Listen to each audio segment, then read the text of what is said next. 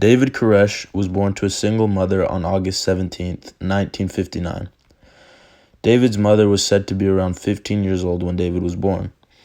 David's mother was not prepared to raise a child, and after separating with David's stepfather, she gave David to his grandparents to be raised by them. David's grandfather was a very strict man who never showed any affection to David. He would beat David as a form of discipline and was overall very abusive. It was around the age of 16 when David was put into a private Christian school and began to seek interest in the Bible. After a year of high school, David dropped out because he struggled a lot in school. David was bullied severely for his dyslexia, and he once mentioned he was raped by a group of his classmates. He then took up the job of a carpenter and was also interested in music and was very talented. However, this attempt to pursue his dream never amounted to any success.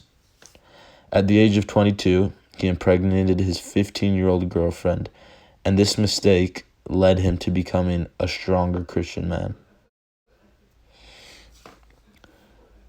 David arrived at a church called the Branch Davidian in 1980. The Branch Davidian, established in Waco, was a group organized in 1955.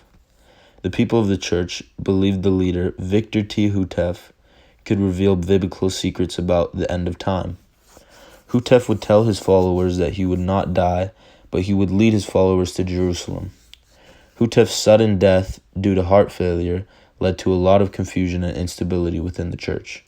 The church broke off into smaller splinter groups, and a man by the name of Benjamin Roden claimed the new Mount Carmel property, which was now 77 acres.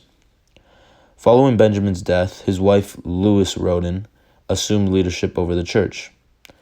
When David Koresh joined the church, Lois aligned herself with David and claimed him as his successor after she became pregnant with his child. Roden's son George was not happy with David having relations with his mother because now there'd be competition between him and David as to who would gain leadership of the church. Once Roden passed, David and his followers left the church after George held him at gunpoint and forced him to leave. 2 years later, David and 8 of his men returned to Mount Carmel and exchanged gunfire with George in an attempt to take back the property.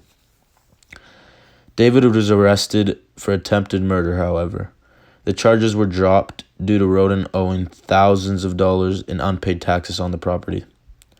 David and his followers were able to raise the funds and ultimately reclaim the property.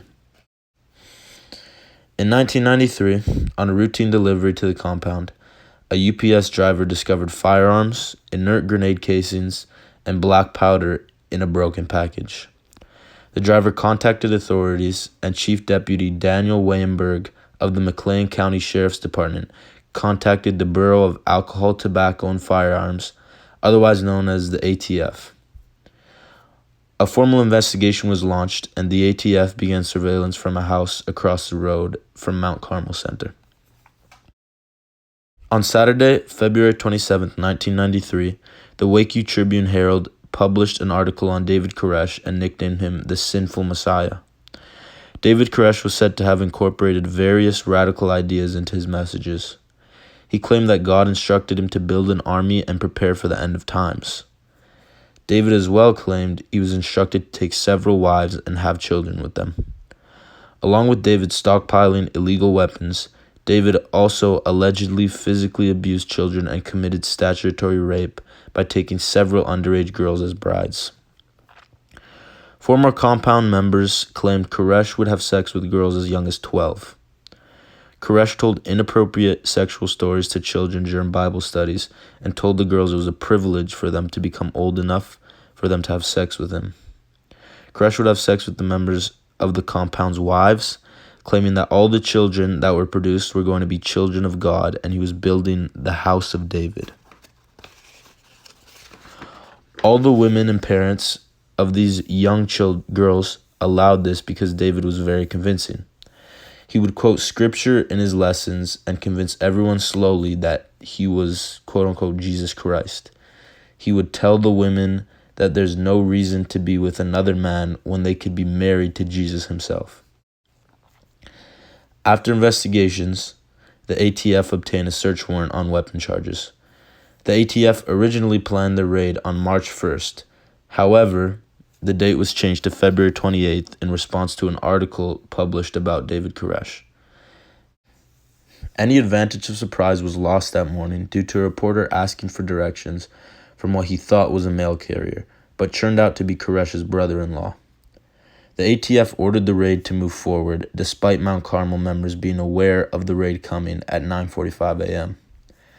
The ATF claimed they heard gunshots from inside the compound first. However, the members claimed the ATF fired first.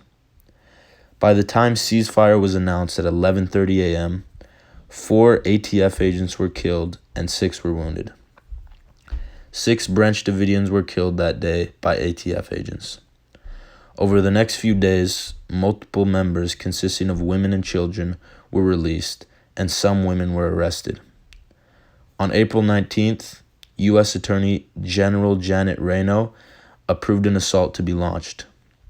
Explosives were used to puncture holes in the walls so tear gas could be inserted in hopes of flushing everyone out without harming them.